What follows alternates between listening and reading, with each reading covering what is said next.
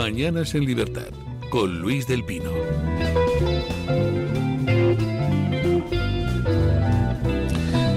¿Se siente solo en la gestión de su negocio? Muchos empresarios y profesionales coinciden en lo mismo, en que su gestoría no conoce su sector, en que tienen que estar pendientes cada trimestre y en que no tienen una visión clara de su situación real. En Sabido Asesores lo entienden perfectamente. Son asesores especialistas en la gestión fiscal, contable y jurídica de pymes, de autónomos y de oficinas de farmacia. No se limitan a presentar impuestos a vencimiento, sino que ofrecen asesoría real, cercana y personalizada para mejorar la rentabilidad de su negocio y optimizar su carga fiscal. Si su gestoría no le escucha ni le orienta con claridad, pues ha llegado el momento de confiar en verdaderos asesores.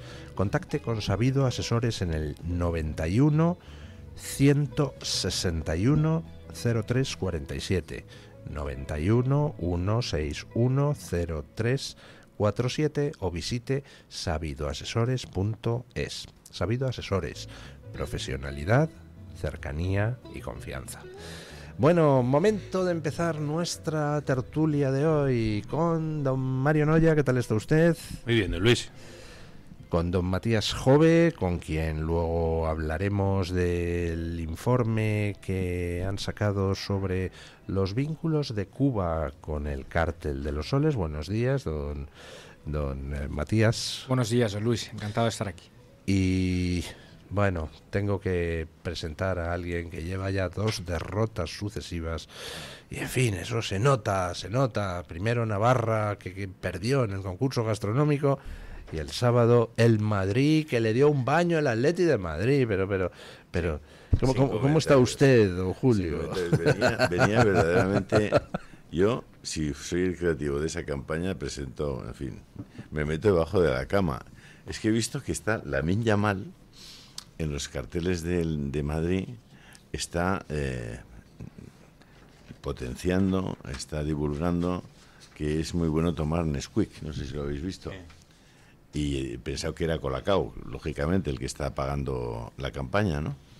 Porque intuyo que Nesquik va a pagar dentro de muy poco una campaña en Barcelona con Vinicius recomendando el Nesquik.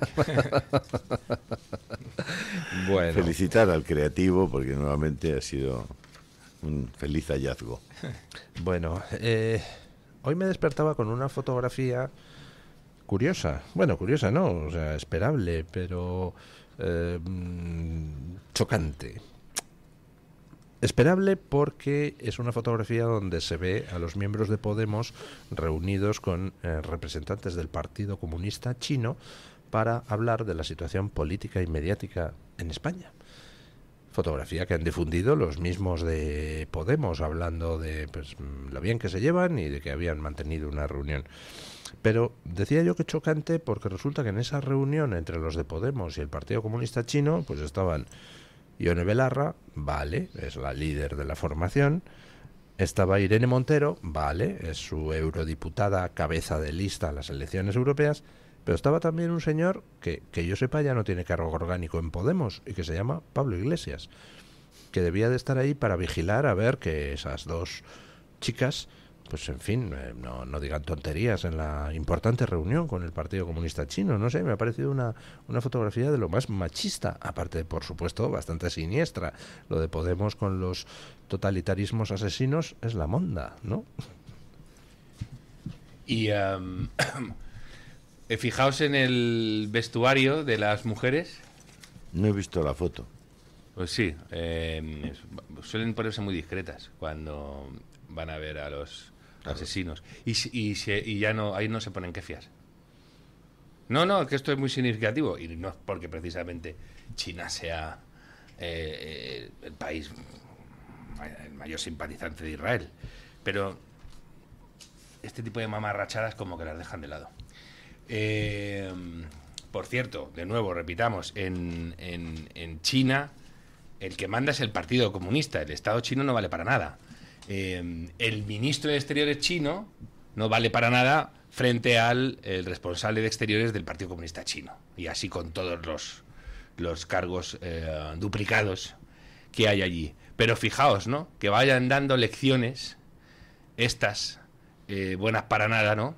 De ¿cómo dicen ellas? Poner el cuerpo, y además lo dicen, se ponen ni coloradas. Ellas ponen el cuerpo en las luchas. Fíjate, me habrán preguntado por los tibetanos al Partido Comunista, cómo están los tibetanos. Me habrán preguntado por el Dalai Lama.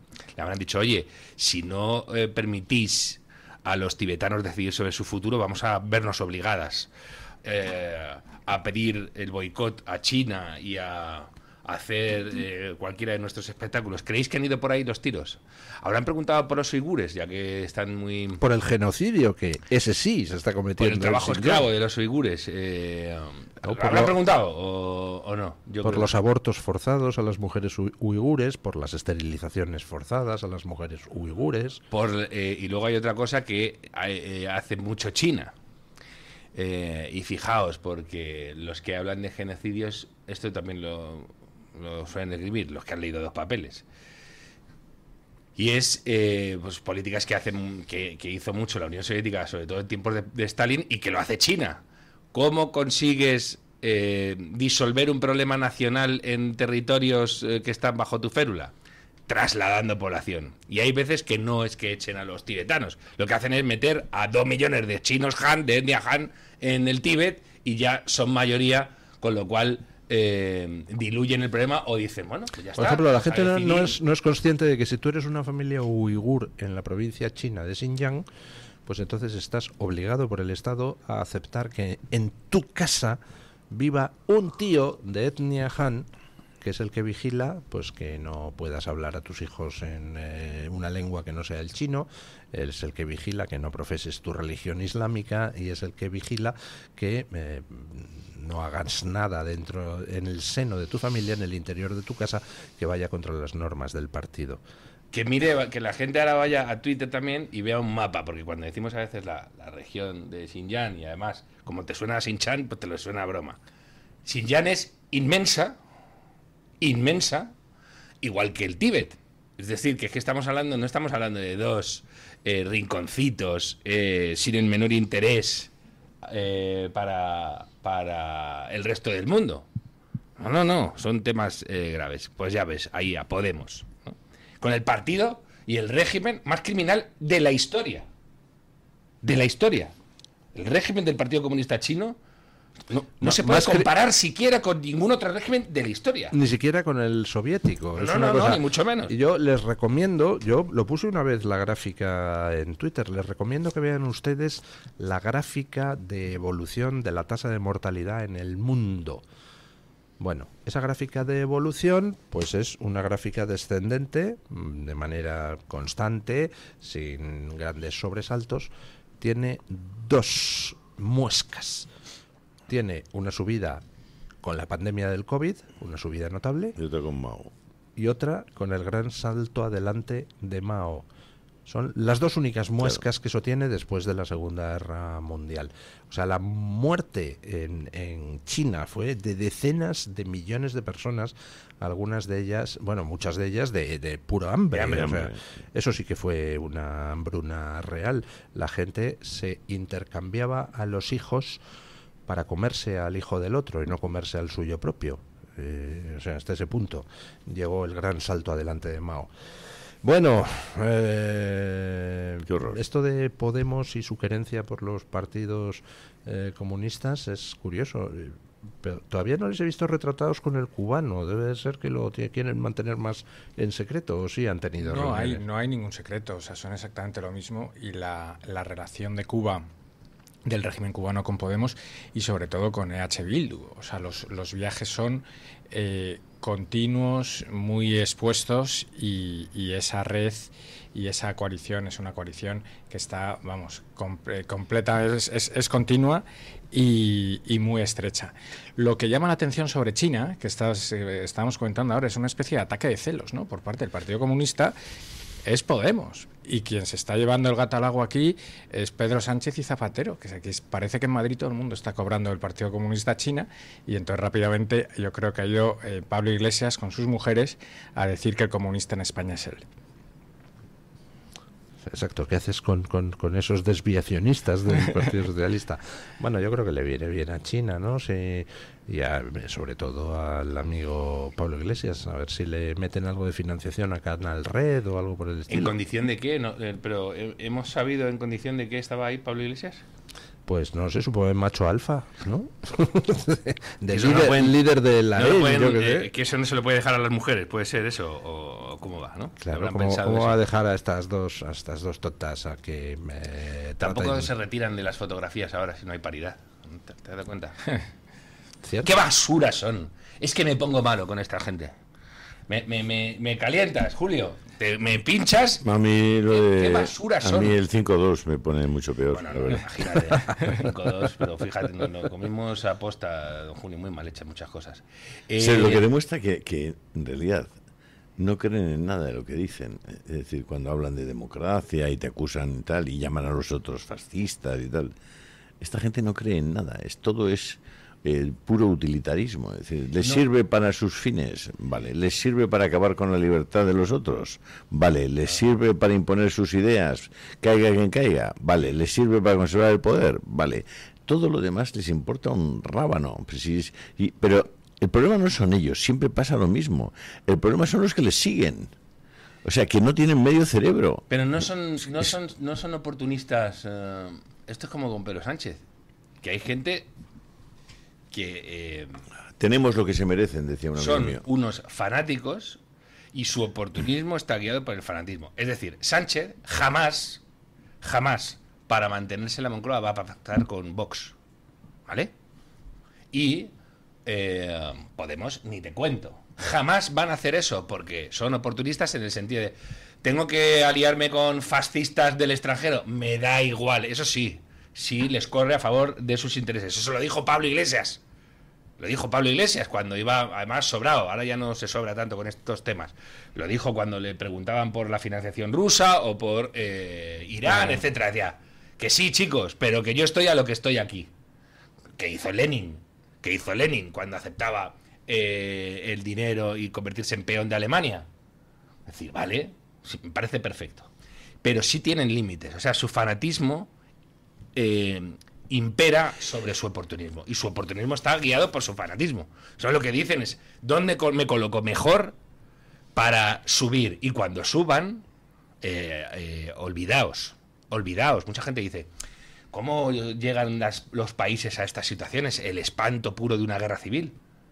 Porque se necesita gente con esa mentalidad Mario, puesta a todo Mario, para eso. que en Nicaragua ha muerto mucha gente asesinada por el régimen de Ortega. Que hay muchísima gente en las cárceles de Nicaragua. Por supuesto, un montón de católicos, sacerdotes, obispos, etcétera, etcétera. ¿Tú has oído una voz sobre Nicaragua? ¿Has una voz? Alguien que haya dicho, no, pero ni de la izquierda ni de la derecha. En Cuba, ¿sabes lo que ocurre? Lo sabéis mejor que yo. Alguien está diciendo, por favor, ya vale. Ya son 80 años, ya vale. ¿Y en Venezuela? En Venezuela seguimos con un presidente ilegítimo que perdió las elecciones. Seguimos con miles de personas. Por cierto, cientos de españoles en las cárceles venezolanas, en el Helicoide y en otras cárceles. Y no pasa nada. La Unión Europea no mueve un músculo. Entonces, ¿cómo les voy a creer yo a estos tíos? Eso no les creo nada. Eso no es cierto, de que la Unión Europea no mueve un músculo. Mueven al menos la mano para poner el cazo para que el gobierno venezolano se la llene. Los músculos del antebrazo sí que mueven. Hablando de Cuba, tenemos...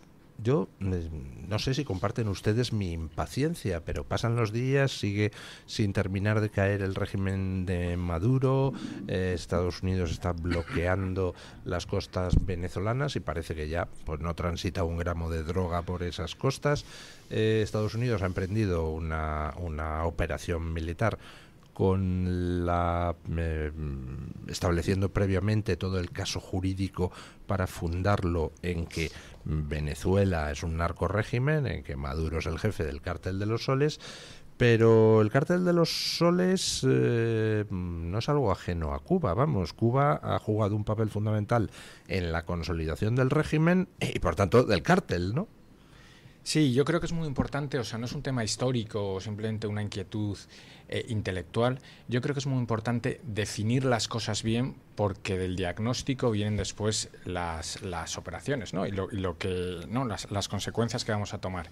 Entonces yo creo que aquí ha sido muy importante que por fin se haya impulsado un diagnóstico correcto, y es determinar no al gobierno de Venezuela, sino a los que están usurpando el gobierno legítimo de Venezuela, realmente subrayar su naturaleza como organización terrorista. Eso ha sido impulsado por el gobierno de Trump en Estados Unidos, pero le ha seguido un número muy importante de países, lo ha solicitado el Parlamento Europeo, lo ha solicitado el Parlamento Español hace 2 semanas en la Comisión Mixta para la Unión Europea, y eso es un aporte del diagnóstico muy importante, porque con los terroristas no se negocia, a los terroristas se les derrota. Pero esto es solo una parte del diagnóstico, y por eso hemos hecho este informe en el que hablamos de Cuba, precursor del Cártel de los Soles, porque estamos hablando de una coalición que no es jerárquica, sino que trabajan de una forma distribuida, y aquí Cuba juega un papel fundamental, como precedente, como precursor y como operador del Cártel de Venezuela. Entonces, ¿en qué sentido como precedente? Como precedente porque desde el inicio, prácticamente del inicio de la revolución, Cuba ha estado muy vinculado con el narcotráfico. Esto se cuenta que cuando todavía estaban los barbudos, que conoce muy bien Mariano ya, en Sierra Maestra, el refugio que encontraron en aquellas montañas era de una persona que su oficio era cultivar marihuana, y era uno de los precedentes, ¿no?, del narcotráfico. Se llamaba Crescencio Pérez, y después llegó a ser uno de los héroes de la revolución. Hay una especie de debate interno de Fidel Castro con los guerrilleros, que dijeron que con un capo de la droga no podían estar, y Fidel Castro dijo que, entre comillas, había que cabalgar contrariedades, ¿no? Hombre, como Pablo Iglesias. ¿No? muy parecido. Poco a poco, ¿no?, en los años siguientes, sobre todo Raúl Castro y el propio Fidel, esto se ha sabido por declaraciones posteriores de generales del bloque soviético, cómo Fidel Castro y rumanos, checoslovacos, querían utilizar sobre todo la cocaína como un arma en contra del imperialismo norteamericano, ¿no? Entonces, ahí recogemos en el informe unas declaraciones en el año 70, cuando Ceausescu viaja a La Habana, se entrevista con Fidel Castro y le dice que quieren convertir el narcotráfico, la droga, en un arma más poderosa que un arma nuclear, ¿no? Entonces, esta es la intención. No es tanto conseguir un sistema de financiación, sino un sistema para acabar con desestabilización. Desestabilización de los Estados Unidos en este caso. Pero el sistema de financiación también, porque de hecho Venezuela parece que obtiene más dinero por el tráfico de droga que por la producción de petróleo, y por eso tienen las instalaciones petrolíferas que se caen, ¿no? En ese punto es muy importante la caída de la Unión Soviética. Esto que lo hacía Cuba para desestabilizar Estados Unidos, llega un momento en el que se convierte una de las fuentes de financiación de lo que se llama el Departamento de Moneda Convertible. Y lo que hacían era facilitar el tráfico de drogas con uno de los cárteles más importantes de la historia, que es el Cártel de Medellín. El Cártel de Medellín no llama a Fidel Castro, es Fidel Castro quien llama al Cártel de Medellín, y se cuenta con los testigos presenciales que estaban ahí, un viaje de Pablo Escobar con Roberto Suárez, que llamaban el rey de la cocaína en Bolivia. Viajan, se reúnen con Fidel Castro en esas, ¿no?, en esas tertulias que tenían por la noche, ¿no?, donde soñaban con acabar con Occidente, y entonces ahí convierten Cuba no solo en una... Aquí la geografía es importante, no solo en una vía, ¿no?, segura para traficar droga, porque si uno ve un poco la geografía de Iberoamérica, se da cuenta de que puede ir pasando a través de aguas territoriales prácticamente por territorio seguro hasta Estados Unidos, ¿no?, si uno tiene las alianzas apropiadas. Y esto es lo que hace Cuba con sus socios. Ahí tenemos la conexión panameña, la conexión nicaragüense, y lo que tenemos después es evidencias muy ciertas, porque hay juicios que se celebran en los años 80 en Estados Unidos, y es el propio Fidel Castro quien lanza una purga muy conocida en el que acaba con dos de sus generales más importantes, el general Ochoa y luego Patricio de la Guardia, a quienes acusa de ser ellos en exclusiva quienes estaban metidos en el tráfico de drogas, ¿no? Entonces, en este punto y cuando cae el muro de Berlín, creo que es muy importante darse cuenta quién está en el Foro de Sao Paulo, que es el grupo de organizaciones de izquierdas, pero también organizaciones guerrillas y narcotraficantes, y ahí aparecen las FARC. Las FARC está en la primera foto del Foro de Sao Paulo. Y en el Foro de Sao Paulo no solo está Cuba y Venezuela, también hay muchos de nuestros compatriotas españoles, ¿no? Entonces, Fidel Castro apoya el ascenso al poder de Hugo Chávez, Fidel Castro se convierte en su padre y mentor, y Fidel Castro es quien de alguna forma le mete en esta triangulación entre drogas, guerrillas, pagos multimillonarios, que dará lugar con el triunfo de Hugo Chávez y los petrodólares, convierte en Venezuela en la vía del 25% de la cocaína de todo el mundo, que es donde estamos ahora. Entonces ahí lo que no tiene sentido es que el Parlamento Europeo pida la declaración del Cártel de los Soles como una organización terrorista y a la vez estemos financiando la dictadura cubana, ¿no? Y a la vez el gobierno de España, como ocurrió en julio, le perdonemos 375 millones de deuda al gobierno, al régimen cubano, que está absolutamente no vinculado, es que es exactamente lo mismo, es que el régimen cubano y el narcotráfico es una simbiosis tan perfecta, ¿no?, de lavado de dinero, de narcotráfico, de terrorismo, que es imposible distinguirlo, ¿no? Entonces yo creo que es muy importante que ese debate lo tengamos en España como un debate no solo moral. Cuando hablamos de Cuba y cuando hablamos de Venezuela hablamos muchas veces de los presos políticos y lo tenemos que seguir haciendo, de los cristianos perseguidos, pero también tenemos que hablar de nosotros. Es un peligro seguir financiando una dictadura como la dictadura cubana, porque van en contra nuestra, porque son un peligro. ¿Qué relación puede haber entre eso de ir financiando por ahí narcorregímenes y el hecho de que el narco se haya infiltrado hasta la cocina en nuestras fuerzas y cuerpos de seguridad del Estado? Pues tiene muchísimo que ver. O sea, al final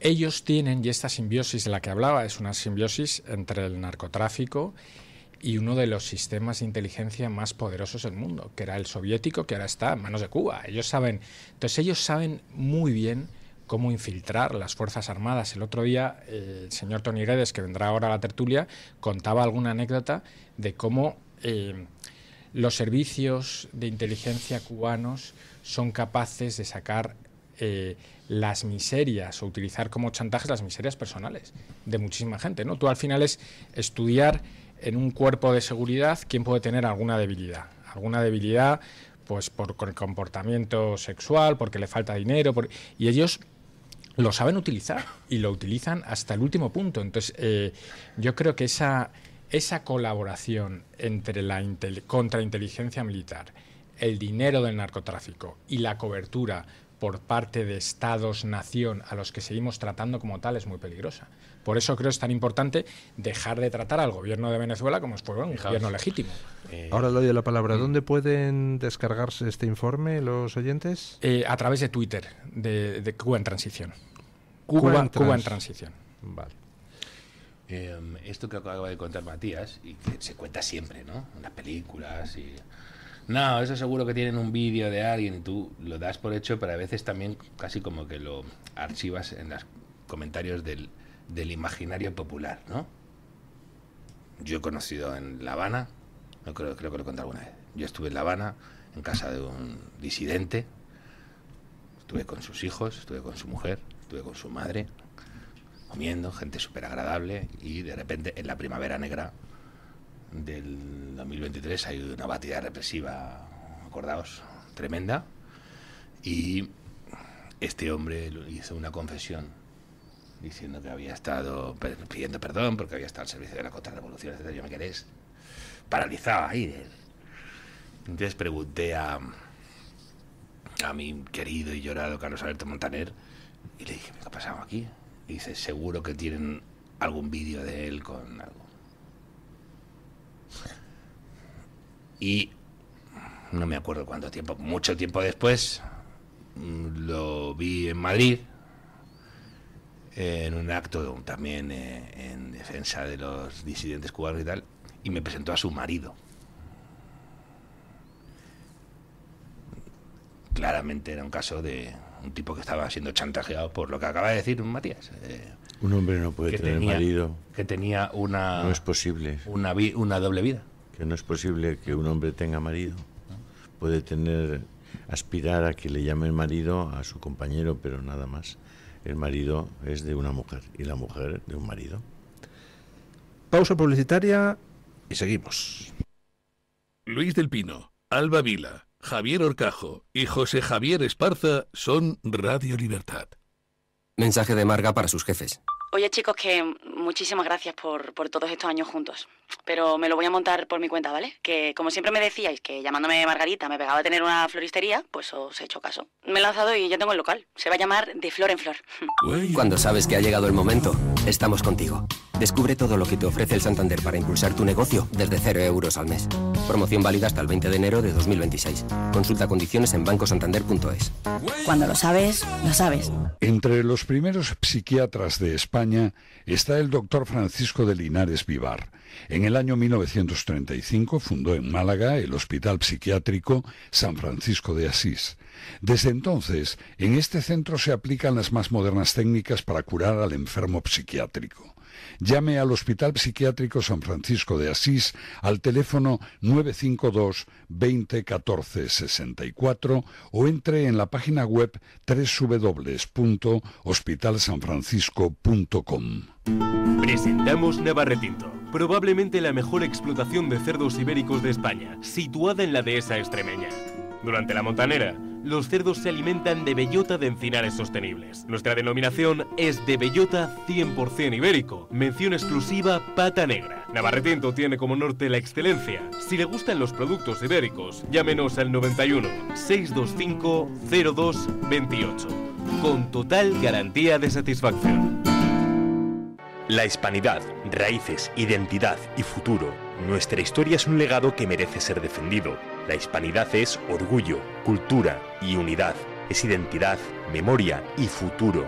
Tienes una cita en Barcelona con grandes pensadores y defensores de la hispanidad. Marcelo Gullo, Fernando Paz, José Javier Esparza y Julio Ariza. Será el jueves 16 de octubre a las 7:30 de la tarde. Llámanos al 91 616 24 64. Entra en la web o escríbenos un correo electrónico a clubdeamigos@clubdeamigos.org y te informamos. Plazas limitadas.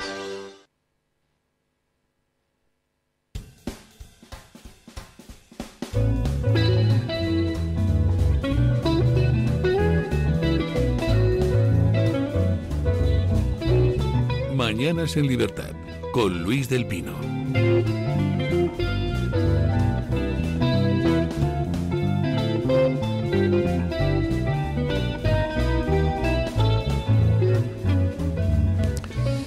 Bueno, según la Organización Mundial de la Salud, más del 60% de los adultos presenta déficit de micronutrientes, déficit que afecta directamente a su energía, su concentración y sus defensas. En España esta realidad se refleja en cansancio y en estrés. Frente a este problema, la ciencia aporta una solución: Mederimax, de Mederi Nutrición. Un complemento alimenticio avanzado con más de 25 vitaminas y minerales esenciales. Su fórmula incluye bisglicinato de magnesio, que es fundamental para el rendimiento muscular y nervioso, vitamina D3, que es clave para la inmunidad y la salud ósea, además de coenzima Q10, colina, inositol y L-leucina, ingredientes esenciales para mantener la salud. Con aportes de vitaminas como B1, B2, B12 y la vitamina E, Mederimax, además de sostener a tu energía, apoya la claridad mental que nos exige nuestro ritmo de vida acelerado. 3 cápsulas al día. Una fórmula completa, una decisión inteligente. Mederimax, energía, mente y salud en equilibrio. Encuéntralo en mederinutrición.com. Bueno, luego hablaremos un poquito más de Cuba, porque se incorporará a esta mesa don Antonio Guedes para hablar de esa leyenda de la sanidad cubana, qué buena es, ¿verdad? Pero no me resisto a hablar de un par de temas, en fin, uno de ellos indignante pero previsible y el otro sorprendente. El indignante pero previsible: de nuevo ha salido Óscar Puente a provocar con sus basuras en internet, frivolizando a través de las redes con las lluvias que se están produciendo en Valencia en estos momentos. Ya saben ustedes que está habiendo lluvias extraordinariamente copiosas en la región valenciana y en la región aragonesa, y salió Óscar Puente pues a hacer chistes sobre el tema, y comentaba yo en las noticias que esos chistes donde decía estará Mazón en el Ventorro, callad fachitas, no os pongáis tan nerviosos por mis comentarios y tal. Esta frivolización, comentaba yo en las noticias que es posible pues porque puede, porque le dejan. ¿Cuánto han visto ustedes que el Partido Popular empuje para exigir responsabilidades a Sánchez por la riada de Valencia? ¿Han visto ustedes a Feijóo en algún momento atacar a Sánchez con el tema? Pedir que Sánchez vaya a la cárcel, que responda, que preguntar dónde estaba Sánchez mientras los valencianos morían por la riada, con quién cenaba en la India. Creo que eso lo mencionó una vez Feijóo y ya se le ha debido de olvidar. Claro, si el Partido Popular acepta que el otro le ponga a él como culpable de lo que pasó, pues entonces Óscar Puente se siente perfectamente legitimado para encima reírse de los valencianos y de los españoles, ¿no? Él es así. Está puesto para eso. Y esto es como... Y además están buscando que de verdad alguien pierda los papeles con Óscar Puente. Esto es como... ¿Visteis el otro día La indeseable de Cristina Fallarás? Diciendo que hay que a convertir en apestados sociales a la gente de Vox. Que conste que ese vídeo es muy viejo, ¿eh? Ese vídeo es de hace tiempo. Pero quiero decir... Lo ha rescatado alguien hace poco y entonces... Claro, quiero decir, pero... y no sé si es muy viejo, es que como se repite con este tipo de cosas... Pero es que ahora va llorando. Sí, es decir, estás diciendo... Vamos a convertiros en apestados sociales a tus hijos. A tus hijos tienes que ponerle firmes, etcétera. Entonces te viene alguien y te empieza a decir cosas y lloras. Yo creo que están buscando precisamente eso, que Puente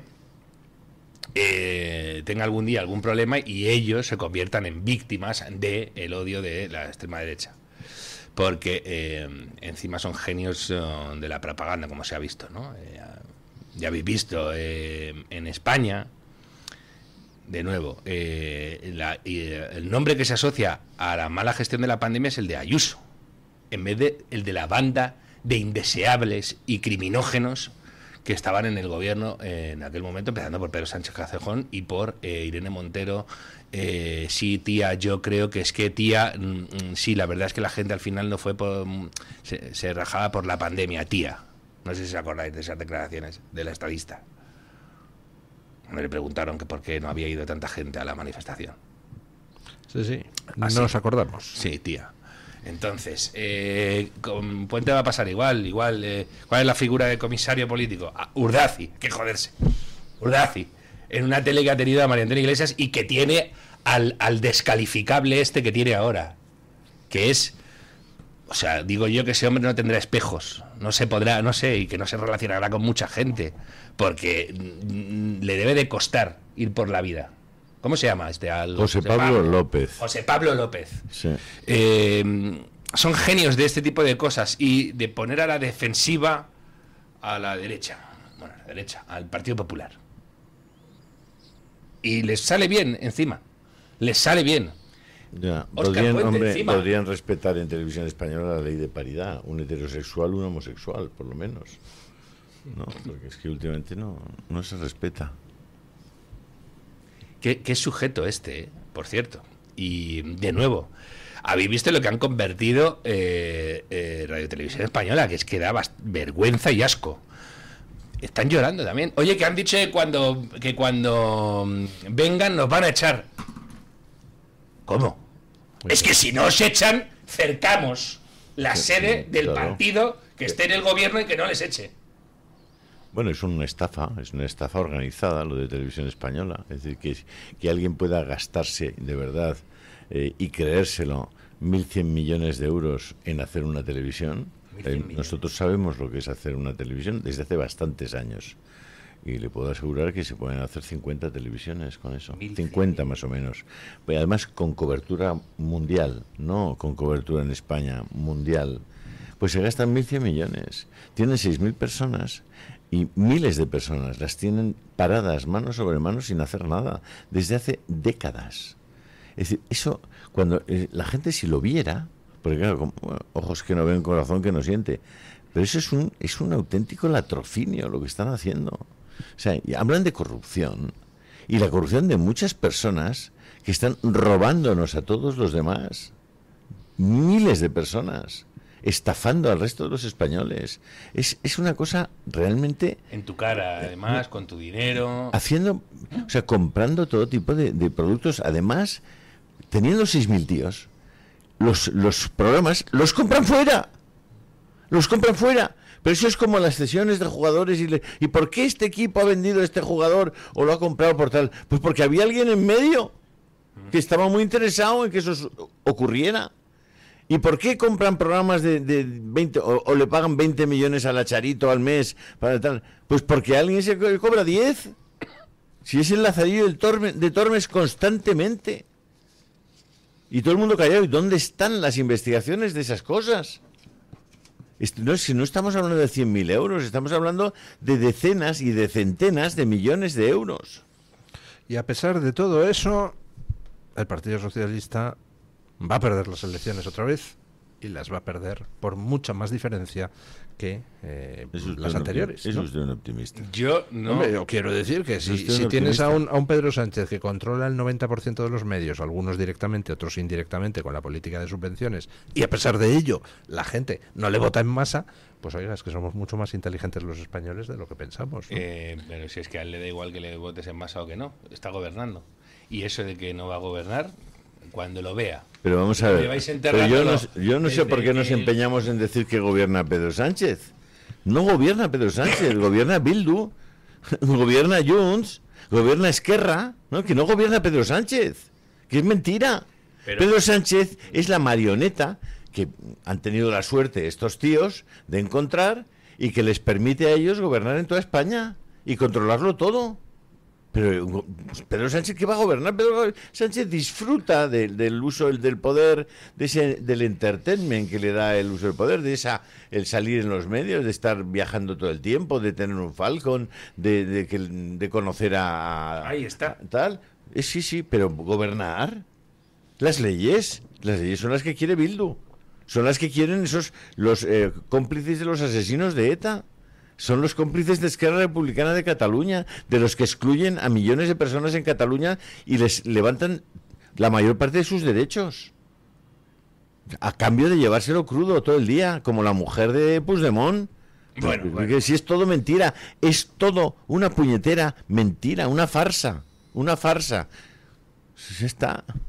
Y más allá de los medios de comunicación y la influencia que puedes tener, es muy preocupante, y yo creo que explica mucho el comportamiento electoral, las redes clientelares. O sea, Claro. ¿A quién vota la gente que tiene un contrato en Televisión Española y se juega el pan de sus hijos? O sea, al final tú vas haciendo esta red cada vez más grande, y la base social de voto que tienes cautivo cada vez es mayor. Ahí tenemos el Ministerio de Igualdad y las subvenciones multimillonarias que está dando a asociaciones y organizaciones cuyo objetivo es la movilización social en torno a causas que favorecen al gobierno. Pero toda esta gente está recibiendo dinero indirectamente a través del gobierno, y esto se llaman redes clientelares. Y cada vez son más importantes. Y es una cosa que yo creo que no hay que... porque empiezan a ser cuantitativamente... explican, yo creo, que una parte muy importante de la base electoral, ¿no? En Navarra, por ejemplo, se ve de forma muy clara, ¿no? O sea, como la invasión de todo lo euskera en Navarra va muy ligada también a puestos de funcionario y a puestos, ¿no? O sea, a regar con dinero público toda una invasión, ¿no?, de la euskera en un sitio donde no existía. Así es. Por la inacción de los que teóricamente son los buenos, entre comillas. Porque todo eso del euskera en Navarra lo comienza UPN. No, como siempre, Juan Cruz allí. O sea, eso no es... Igual que todo lo que se está permitiendo aquí es por la inacción del Partido Popular en muchos temas. Por ejemplo, el tema del uso del español en Cataluña, que comienza con que Aznar, en virtud del Pacto del Majestic, impide que se presente por parte del Defensor del Pueblo el recurso de inconstitucionalidad a la Ley de Normalización Lingüística. Y todo así, una tras otra. No es una cuestión de que haya unos malos que hagan cosas, no. Es que los buenos o se callan porque les conviene callarse, es decir, se callan por una razón pragmática. Y eso ha sido siempre así, ¿no? A mí, yo todavía estoy recordando a Aznar hablando del Movimiento Nacional de Liberación Vasca. Todavía lo estoy recordando. O sea, no es que cada vez que abre la boca me acuerdo de eso, es decir, el Movimiento Nacional de Liberación Vasca. Yo me acuerdo de eso y de sus fotos con Putin abrazándole 3 viajes que se hizo, y luego sale a decir cosas de Putin. Y sigue hablando. Y ahora está trabajando para Murdoch y sale a hablar contra Trump, un expresidente del gobierno. Es que es todo así, y criticamos solo a Zapatero. Bueno, es que tenemos unos expresidentes para echarse a llorar. Bueno, el tema que les decía que quería comentar antes de que a las 9:30 se incorpore Toni Guedes a la mesa de tertulia es un tema sorprendente, y es que han estallado protestas este fin de semana en Marruecos. Marruecos, que es un sitio donde, ya saben ustedes, el gobierno no se caracteriza por la pulcritud en el respeto a los derechos humanos y no le suele gustar que la gente proteste. Bueno, pues este fin de semana se han lanzado los jóvenes a la calle en protestas que parece ser que han estado organizadas a través de las redes sociales, concretamente a través de TikTok y de Discord. Discord es una plataforma que usan mucho pues los jóvenes que participan en juegos online y tal. Y bueno, pues van 70 detenidos, enfrentamientos bastante gordos con la policía, y se está diciendo en los medios internacionales, CNN, etcétera, que son las protestas de la generación Z. O sea, como lo que pasó en Nepal, donde la gente salió a la calle y al final terminaron quemando el edificio del Parlamento.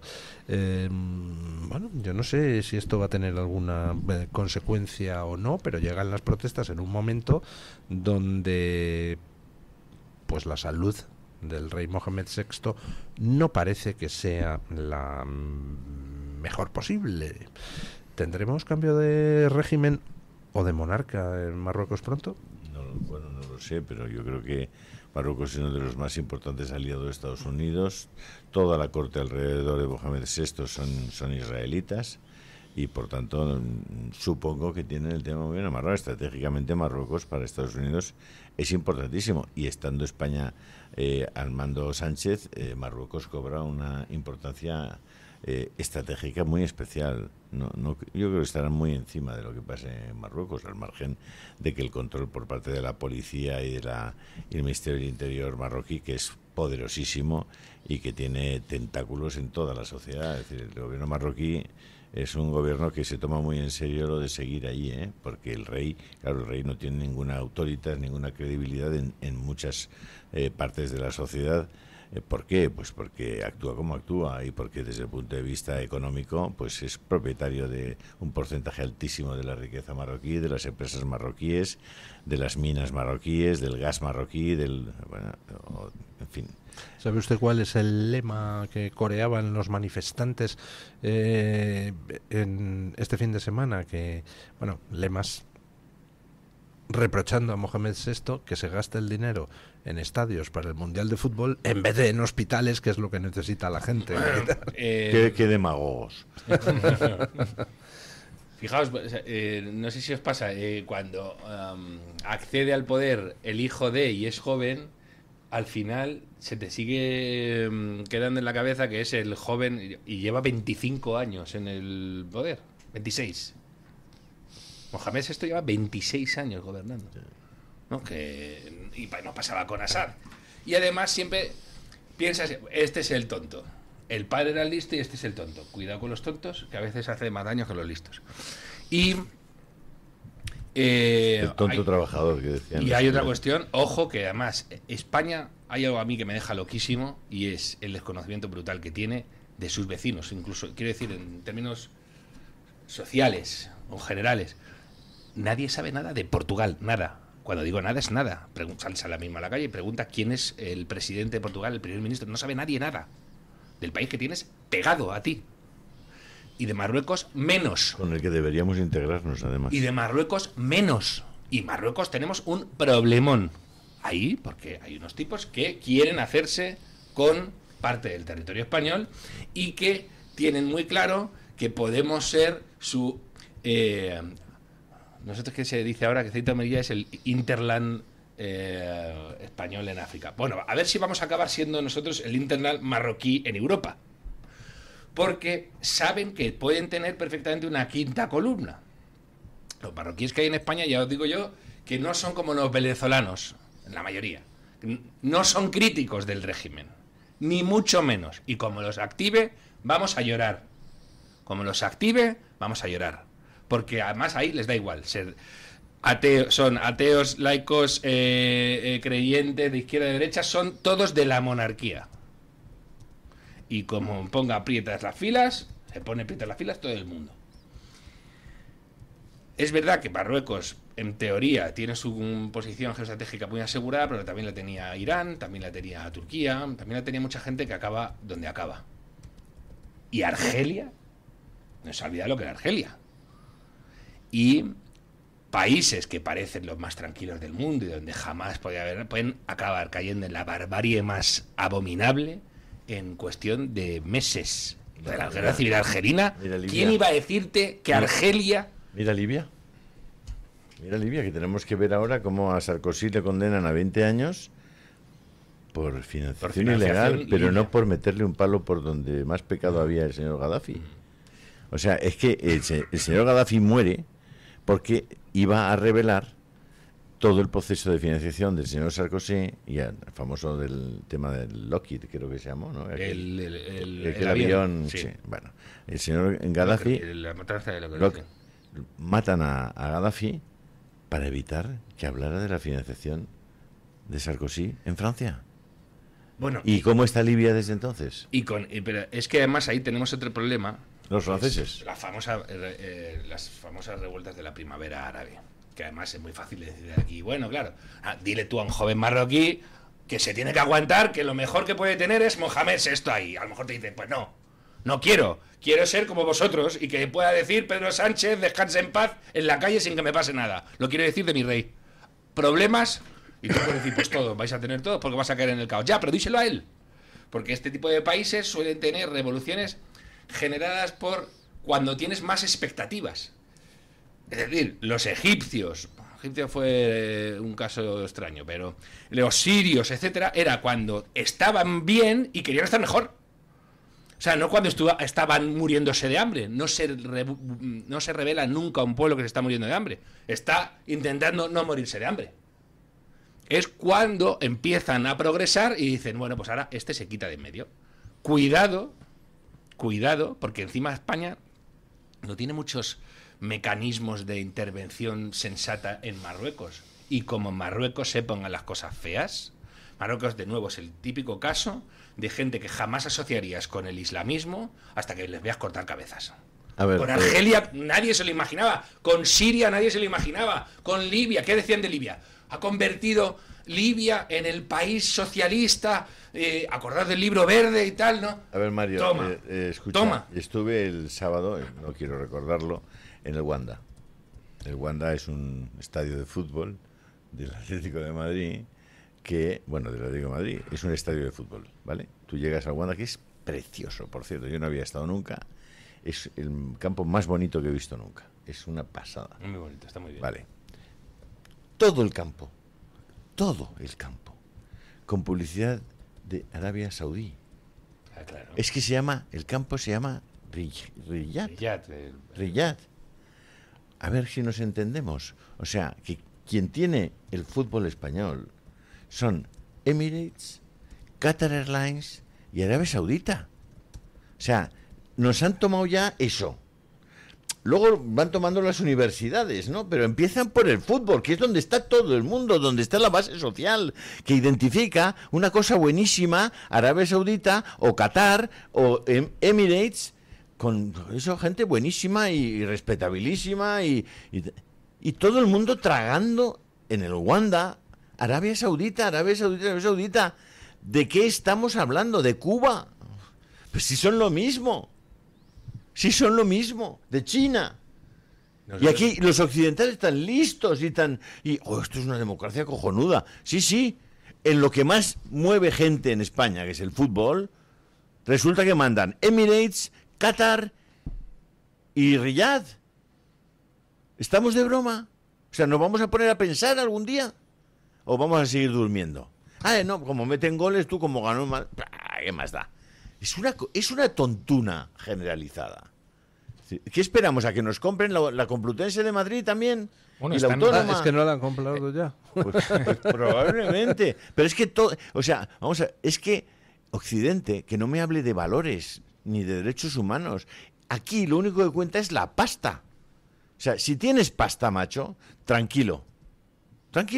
Si tienes dinero, no te preocupes, te llames Arabia Saudita, después de haber hecho lo de Khashoggi en el consulado de Estambul, de Estambul, ¿no? O te puedes llamar Cuba, o te puedes llamar China. Tal. Si tienes pasta para repartir, pues como en el Parlamento Europeo, nunca más hemos sabido del Morocco Gate. ¿Dónde está la información? Sí. Además del fútbol tienes, ¿no? O sea, las participaciones más que significativas en Telefónica, en Iberdrola, en el Corte Inglés, en Moeve.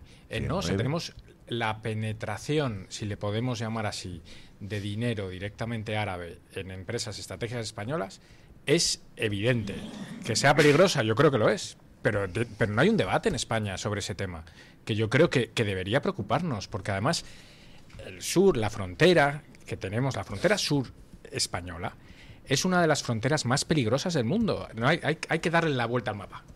Y uno ve ¿no? la potencia de África, ¿no? Y ver entonces es porosa, y luego Marruecos nos tiene cogida la medida.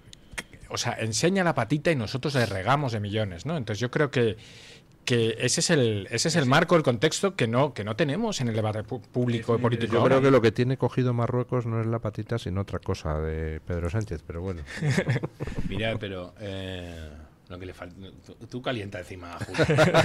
El otro diciendo penetración y no sé si elegir esta palabra. Pues claro, luego... Desde que amanece ya apetece. Mirad, pero ha dicho don Julio que la clave aquí es el dinero. No. Fijaos, después de la Segunda Guerra Mundial y cuando Europa consigue prosperar gracias al dinero americano, ¿qué dice Europa? Vamos a influir con el denominado soft power, que es, pues precisamente como nos hemos convertido en ricos, vamos a influir con nuestro dinero.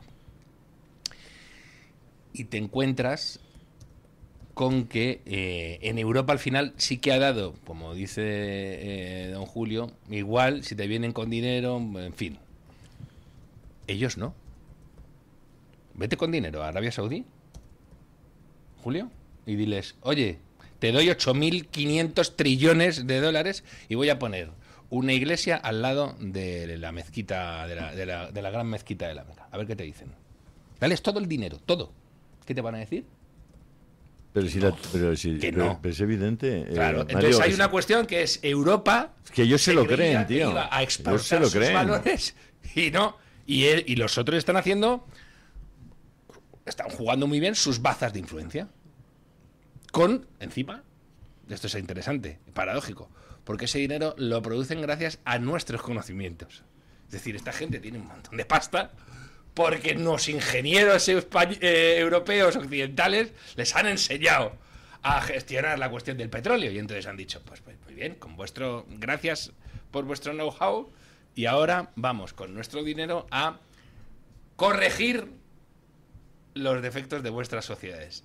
Ve al revés, tú has conseguido abrir esos sitios.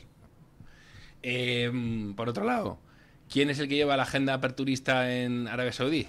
El príncipe heredero, es Salmán, que es el que gobierna, el que se cargó a Khashoggi, ¿no? Este tipo de paradojas que te encuentras en estos lugares y que no sabes cómo gestionar del todo, ¿no? Habéis visto lo que sucede con Qatar, y Qatar ha hecho una apuesta arriesgadísima que por ahora, lo que se dice mal, no le está saliendo. Sigue teniendo la base más importante de Estados Unidos en el Oriente Medio allí y sigue convirtiéndose en el negociador de casi todas las cosas negociables. Israel les ha mandado un mensaje ya más contundente de: bueno, chicos, si os ponéis así, cojo y bombardeo en vuestro propio territorio, pero no ha tocado ni una acera que estuviera fuera del complejo residencial donde están los dirigentes de Hamas. Pero Mario, tú conoces muy bien los vínculos, ¿no?, de Qatar y Hamas.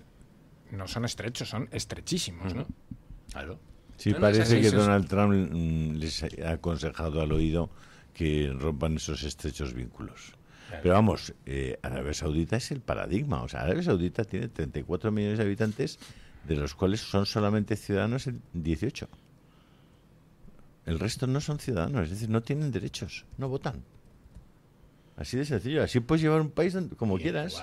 O sea, son todos príncipes y copríncipes y primos de príncipes, y se reparten la pasta tan ricamente, y el resto que hagan lo que puedan. Y ahí están los filipinos, los no sé qué, los no sé cuántos, trabajando en no sé cuántas horas a 50 grados. Pues es igual. Y si quieres salir y no te deja tu dueño, no sales de Arabia Saudita. Claro. Es decir, que vengan a contarnos lo que es Arabia Saudita. Bueno, pues esos son los del Wanda, joder. Esos son los que mandan en el fútbol. ¿Pero nos importa algo? No. Si meten goles, ¿qué más da? Con lo cual, esperas un comportamiento mucho más noble y mucho más digno de los gobernantes de un pueblo que acepta eso con toda tranquilidad. Pues no. Cada pueblo tiene lo que se merece. Bueno, pausa publicitaria, pero antes despido a don Matías Jove. Muchísimas gracias por estar con nosotros. Muchísimas gracias, don Luis, encantadísimo. Y se incorpora nuestro invitado a la mesa de tertulia. Pausa y a ello. Viva Cuba Libre, don Matías. Viva Cuba Libre, muchas gracias. Muchas gracias. Tu voz, tu libertad, tu radio. Radio Libertad. La doctora Margarita Esteban, especialista en medicina estética desde hace más de 25 años, llega a Madrid con el revolucionario tratamiento Endolit para el rejuvenecimiento facial y corporal. Elimina grasa y tensa tu piel con la tecnología láser Endolit, sin necesidad de quirófano, sin baja de recuperación, con resultados en una sola sesión. Visita a la doctora Margarita Esteban en la clínica Sandra Oliveira en Antonio de Maura 7, El Retiro, o agendando tu cita de evaluación en el 689-707-317. ¿Se siente solo en la gestión de su negocio? En Sabido Asesores ofrecemos asesoría fiscal, contable y jurídica especializada en pymes, autónomos y oficinas de farmacia. No solo tramitamos, le ayudamos a tomar decisiones y optimizar impuestos. Contáctenos al 911-610-347 o en sabidoasesores.es. La doctora Iradier, especialista del Instituto de Microcirugía Ocular, IMO, Grupo Miranza en Madrid, utiliza el tratamiento más eficaz para la enfermedad del ojo seco con la nueva tecnología de luz pulsada óptima IPL. Con centenares de pacientes tratados y excelentes resultados, la doctora Iradier es referente en España de esta innovación oftalmológica. Doctora Iradier en IMO, Grupo Miranza. Teléfono 910-783-783. Calle Valle de Pinares Llanos 3, Mirasierra, Madrid. La hispanidad, raíces, identidad y futuro. Nuestra historia es un legado que merece ser defendido. La hispanidad es orgullo, cultura y unidad. Es identidad, memoria y futuro. Tienes una cita en Barcelona con grandes pensadores y defensores de la hispanidad. Marcelo Gullo, Fernando Paz, José Javier Esparza y Julio Ariza. Será el jueves 16 de octubre a las 7:30 de la tarde. Llámanos al 91 616 24 64. Entra en la web o escríbenos un correo electrónico a clubdeamigos@clubdeamigos.org y te informamos.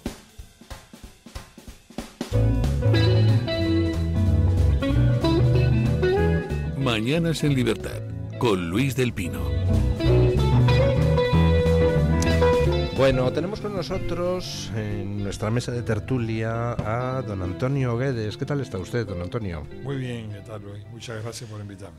Don Antonio, pues es una de las figuras más conocidas de la disidencia cubana. Él nació en Matanzas, en Cuba, en 1951. Reside en Madrid junto con su familia desde hace, en estos momentos, pues 44 años. 44. Hace 44 años. Fue presidente de la Unión Liberal Cubana, que es un partido político fundado en 1990, y es miembro también de la Asociación Internacional Liberal y miembro del Comité Cubano Pro Derechos Humanos en Madrid. Y don Antonio pues ha publicado varios libros, Hoy como ayer, su libro de memorias, y Contigo en la distancia, Unión de Reyes en los años 50 del siglo XIX, y ahora recientemente acaba de publicar otra nueva obra con un título muy sugerente, Del dicho al hecho, donde se narra, bueno, se analiza ese mito aceptado por todo el mundo de que en Cuba libertad no hay, comida tampoco, democracia nada, transparencia menos, igualdad nada de nada. Ahora eso sí, tienen una sanidad que es la monda. Oye, ¿no? perdona, eso decían en Navarra, decía en Cuba comer no comeremos, pero joder que hambre pasamos. Yo me sabía otra versión. Dice, comer no comeremos, pero joder lo que nos reímos. Bueno, don Antonio, ¿qué hay de cierto en ese mito de que la sanidad cubana es la monda? Bueno, Luis, el libro que se llama Del dicho al hecho, la leyenda de la sanidad en Cuba, de 1902, que es cuando comenzó la República de Cuba, hasta el 31 de diciembre de 2024, dividido en 3 partes.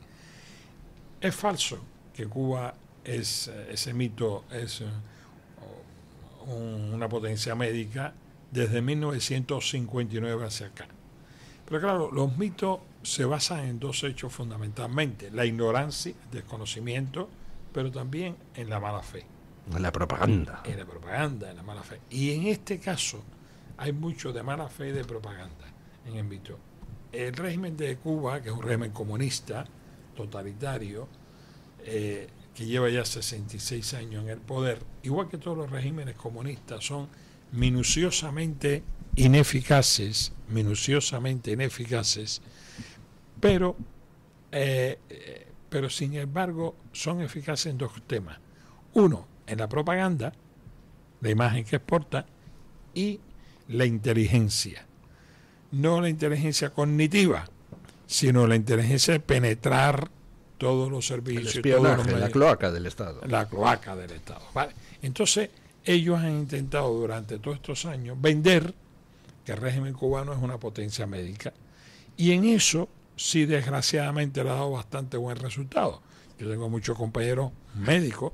No Porque digamos, usted es médico. Yo soy médico de familia, y que piensan que, bueno, el régimen de Cuba no hay libertad, hay presos políticos, hay muchos baches en las calles, no hay luz, no hay comida, pero sin embargo, el aspecto sanitario sí. Entonces yo lo que quise fue desmontar uno de esos mitos, y de paso en este libro, en esta investigación, también desmonto el mito de la gratuidad y el mito de lo que ellos llaman el bloqueo norteamericano, que es embargo realmente. Eso también yo lo trato de alguna manera relacionado con el mito de sanidad.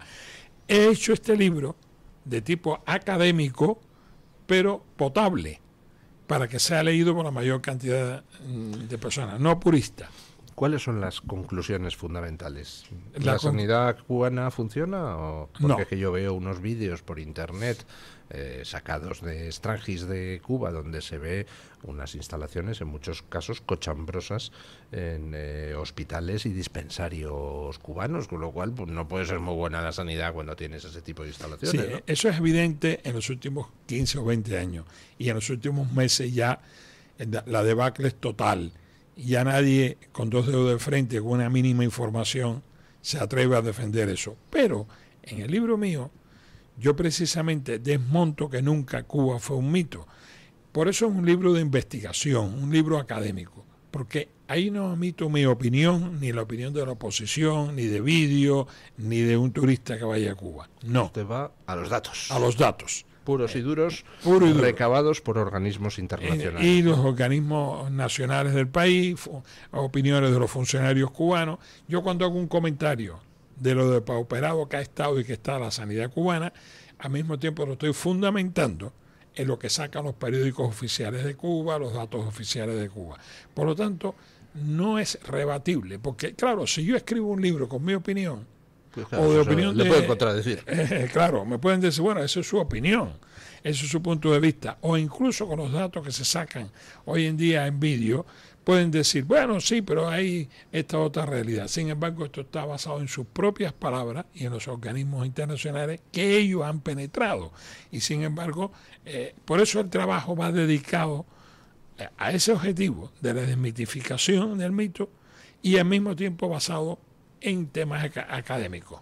En esas tres partes que usted analiza en la historia cubana en lo que respecta a la sanidad, ¿en algún momento la sanidad cubana podía compararse favorablemente con la que había en otros países occidentales? Mira, la primera parte del libro, o incluso en la introducción del libro, yo hago un resumen de un trabajo de quizás el mejor historiador económico nuestro, Leví Marrero. En esa introducción yo saco los datos socioeconómicos del país en los años 40 y 50. Cuba era un país en despegue económico hacia el desarrollo. Era el tercer país per cápita de Iberoamérica, entre los tres mejores de la distribución de la riqueza, en sanidad, en educación, en carretera, en medios de comunicación, automóviles, etc. Cuba estaba por encima. ¿Por qué lo hice así, esa introducción? Que aparentemente no tiene nada que ver con el tema sanitario, y sí, porque es una realidad de cubana muy desconocida, muy silenciada y muy manipulada. Cuba no era un país, Burundi, no era Haití, no era Guatemala, no era Ecuador, ni tan siquiera Venezuela. Bien, eso es lo socioeconómico. La primera parte del libro, que empieza en 1902 y termina el 31 de diciembre del 58, que recoge los aspectos médicos, esperanza de vida, mortalidad, accesibilidad a servicios sanitarios, medicina preventiva, todo eso es de la Cuba antes de la revolución, antes del régimen comunista. Y ahí se demuestra claramente que Cuba estaba muy por encima de Iberoamérica, competía en una serie de cosas con Argentina, Uruguay, quizá, y incluso en muchos parámetros por encima de Portugal, España, Italia, Alemania, República Federal Alemana de los años 50 del siglo pasado. Es decir, Cuba estaba por encima de todo eso en la sanidad. Si se puede hablar de alguna potencia, habría que hablar de esa etapa, de la etapa de la República, 1902-58, que no me gusta hablar, porque tampoco era una potencia médica. Ahora, del 1959 para acá, cuando ellos hablan de ciertos logros, sobre todo los años 70 y 80, están basados fundamentalmente en dos o tres elementos. Primero, la herencia de los años 40 y 50, de las infraestructuras, los médicos. Yo siempre pongo el ejemplo de los médicos. Cuba tenía más de 6.000 médicos para una población de 100 millones y pico, una barbaridad en aquel entonces. Y de esos médicos, la mitad, 3.000 y pico, viajaron, emigraron, se exiliaron en los Estados Unidos en los años 60. Todos se colocaron inmediatamente en Estados Unidos en un mercado competitivo y de desarrollo tecnológico. Quiere decir, la capacidad de los médicos era grande, muy buenos los médicos. Bien, esa herencia de los años 50 que obtuvo la revolución, de los que quedaron, y además de la infraestructura, etcétera, y los datos, más el subsidio de la extinta Unión Soviética, de los países satélites, lo que se llamaba el campo socialista, durante 30 años, que subsidiaron a Cuba en más de 100.000 millones de dólares netos, según un estudio de la rusa Irina Zorina, que es una académica, que pueden buscarlo. Esos 100.000 millones de dólares o más representa, para que aquí en España se tenga una idea, 8 veces o más el monto, el total que invirtió Estados Unidos en el plan Marshall aquí para reconstruir toda Europa. 8 veces o más. Cuba recibió eso. ¿En qué lo despilfarró? En guerra, en planes megalómanos económicos, en disparate, en entrenamiento de guerrilleros, etcétera, etcétera. Y mantener ciertos parámetros positivos en la sanidad para vender esa imagen. Independientemente que al mismo tiempo de estos dos elementos iban destruyendo los valores del país, iban destruyendo la economía del país y no había libertad. Y hay un cuarto elemento. Ya en el año 60 o 61 se habían expropiado, se habían hecho dueños de prácticamente toda la economía de Cuba, toda la industria, mediana y grande. Por supuesto, el 80% de la tierra, sabían del transporte, de los medios de comunicación, etcétera. Y ya en el año 1968, y la revolución empezó el 1 de enero del 59, en el 68, lo que ellos llamaron la ofensiva revolucionaria, ya expropiaron todo lo pequeño de los comercios, de los negocios, etcétera. Así, el 90 y pico % de la economía del país en manos del Estado. Sus ganancias en manos del Estado. Ellos son los que ponen los impuestos, directos, indirectos, ellos son controlan. Un país que el régimen controla prácticamente toda la economía, todo el mundo tenía que trabajar para el Estado, que a su vez no le pagan casi nada a nadie de lo que les expropiaron, una riqueza tremenda del país, que reciben ese dineral de la extinta Unión Soviética, que además reciben esa herencia del pasado, que hayan tenido algunos logros sanitarios en los años 70 y 80 y después han ido disminuyendo, más la manipulación de los datos estadísticos y de las mentiras que estuvieron manipulando en esa etapa para ocultar los aspectos negativos de la sanidad de los años 70 y 80. Todo eso es un conjunto de cosas que es lo que ha llevado a la sanidad a vender esa sanidad en los años 70 y 80 que todavía tiene. Deduzco que además del deseo de hacer propaganda que demuestre que el régimen, a pesar de algunos pequeños defectillos, es una maravilla, además de eso, intuyo que también hay razones para esa propaganda de alcance operativo. Vendiendo esa propaganda tiene el gobierno cubano la excusa de meter activistas políticos agitadores en forma de médicos en otros países para exportar la revolución, ¿no? Ese es un punto muy interesante, porque todo el mundo seguía, inclusive en el exilio, de que Cuba en las últimas décadas, ellos justifican esa barbaridad de médicos y ese técnicos, no todos son médicos, como si fueran fábricas de azúcar, de sacos que exportan, para ganancia económica que invierten después en Cuba el dinero ese. Mentira, la inmensa mayoría de eso va a los bolsillos de los militares, de los que vienen en Cuba. No va ni a tan siquiera la sanidad. Con ver solamente cómo está la sanidad de Cuba, las carreteras de Cuba, el problema de la electricidad en Cuba, ya se demuestra que ellos no invierten casi nada o prácticamente nada de esa que obtiene, esa ganancia que obtienen de los médicos hacia afuera. Y explico.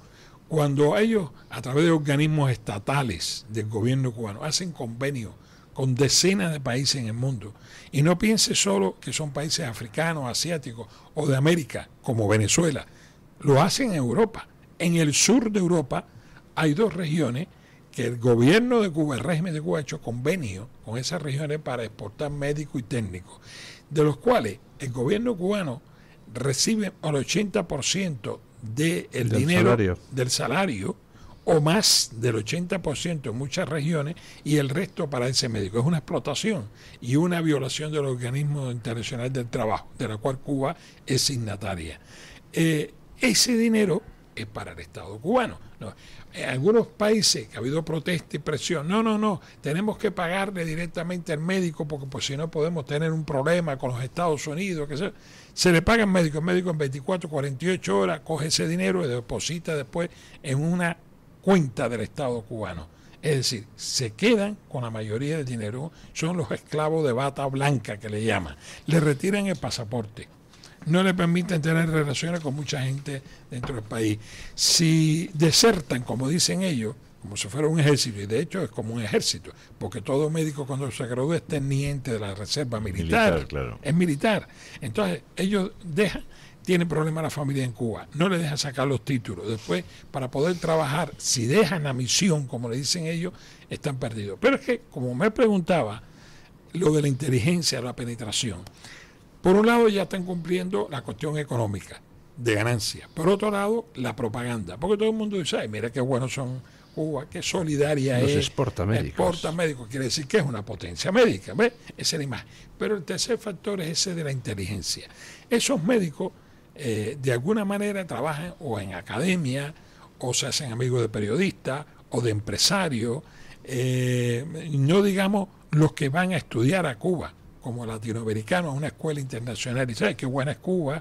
Cómo se solidariza dando enseñanza a latinoamericanos para que estudien una carrera. Esos latinos, cuando regresan a sus países, ocupan cargos en el Ministerio de Sanidad, en el gobierno, y de alguna manera sirven al Estado cubano.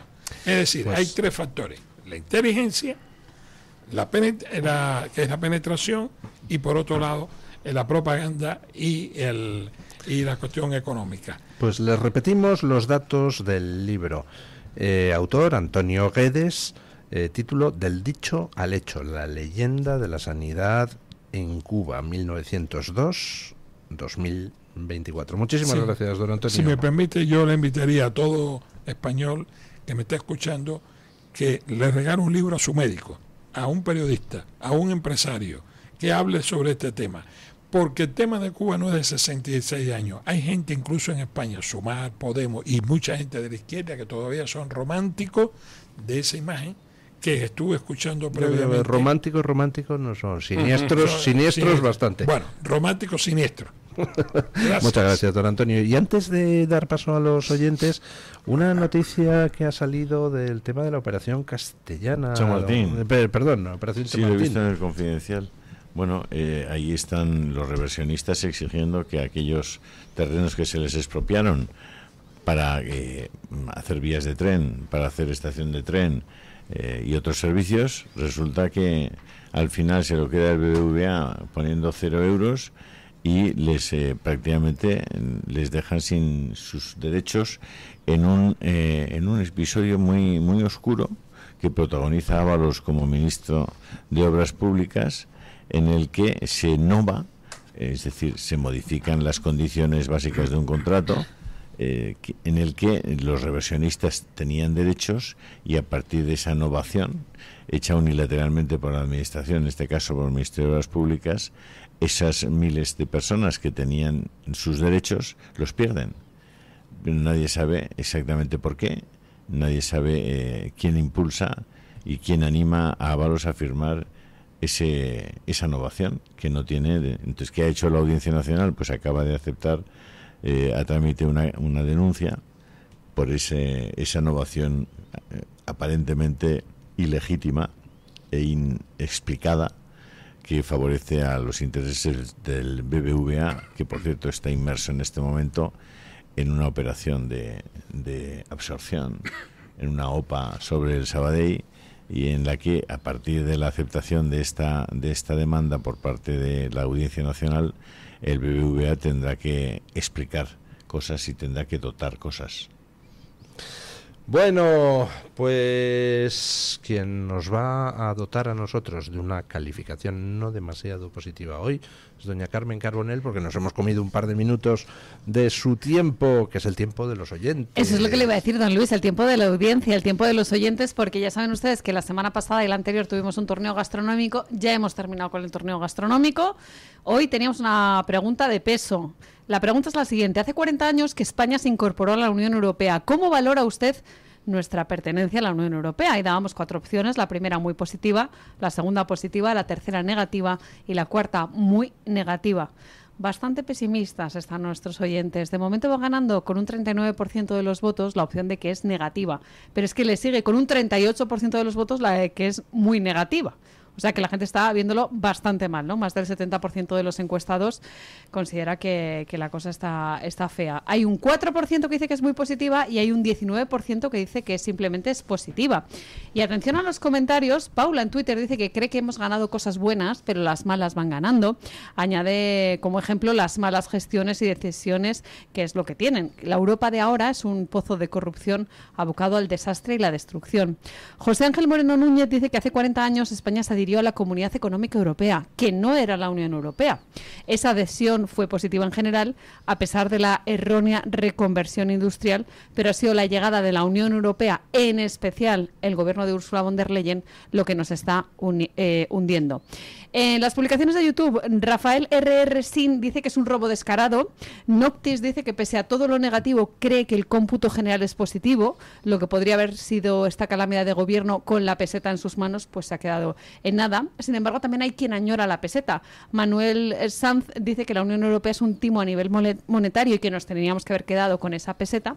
Y termino con un comentario de Rafats 128 que dice que controlar a 27 países independientes es complicado y por eso es más fácil unificarlos bajo el mando de una comisión fácil de controlar y de dirigir. Pues muchísimas gracias, doña Carmen Carbonell, gracias, don Mario Noya, gracias, don Julio Ariza, gracias, don Antonio Guedes. Ponemos punto final a la tertulia con nuestro amigo don Paco Linares, que hoy nos viene a decir que la perversión de la justicia es culpa de la partitocracia. Buenos días, don Paco. Mis saludos más cordiales, don Luis del Pino. Gracias.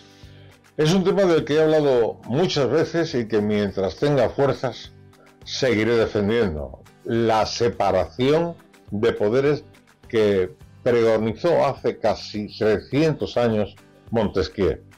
No me gustan las mayonesas institucionales, es decir, es cruel e injusto mezclar el poder ejecutivo y el judicial. De ahí a la dictadura un paso. El huevo y el aceite de forma natural no se mezclan, se hace a mano o con batidora. La batidora que mezcla el poder ejecutivo y el judicial son los partidos y el control de la propaganda, es decir, la partitocracia. Todo empezó en 1985 con la Ley Orgánica 6/1985 aprobada por las Cortes Generales, Congreso y Senado. Estableció el mecanismo para la elección de los vocales del Consejo General del Poder Judicial, incluyendo aquellos elegidos por el Congreso de los Diputados. Políticos eligiendo jueces. Desde entonces todo ha ido de mal en peor. Quien defendió esa ley era el entonces vicepresidente del Estado, Alfonso Guerra. El Partido Popular, a la hora de la verdad, siempre estuvo con el PSOE. No abolió esa ley. Desde aquel 1985 hasta ahora, como he dicho, todo ha ido peor. La ley del sí es sí, la amnistía pactada por el PSOE y ERC, el número de personas amnistiadas por el proceso asciende, ojo al dato, a 98. Y de los seres de Andalucía, el Tribunal Constitucional completa la amnistía encubierta de los seres y libra de la cárcel a Chávez y Griñán. Griñán fue condenado a 6 años de cárcel, aunque su ingreso en prisión quedó suspendido por el cáncer que padecía. Creo que ahora, otra vez, todos los imputados del PSOE se van a librar. Y termino con este poema de Martín Fierro. Se titula La ley es tela de araña. La ley es tela de araña. En mi ignorancia lo explico. No la tema el hombre rico. Nunca la tema el que mande, pues la rompe el bicho grande y solo enreda a los chicos. Me despido felicitando a todos los que se llaman Miguel o Micaelas por el su santo que es hoy. Mañana más y mejor. Punto final.